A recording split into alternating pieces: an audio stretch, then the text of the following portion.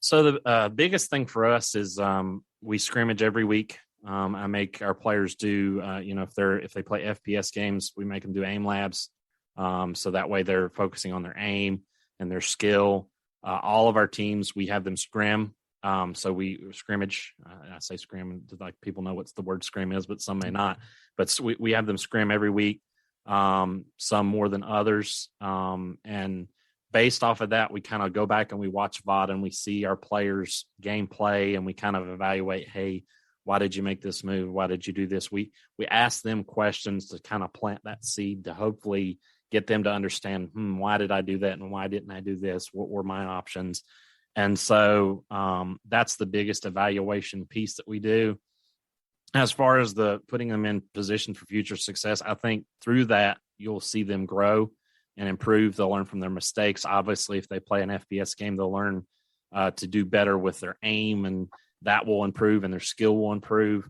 I think the biggest thing is just working with them on hard work ethic, scheduling, things that as you're growing up, you need to learn. You need to learn the ability to schedule your time.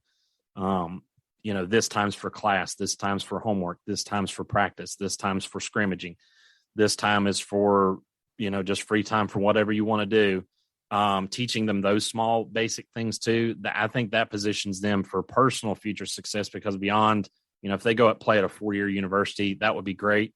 But if not, they have the interpersonal skills that they're going to need to be successful in the business industry or whatever they go into. So we work a lot with that. Obviously, too, every year we have a big LAN tournament, esports LAN tournament.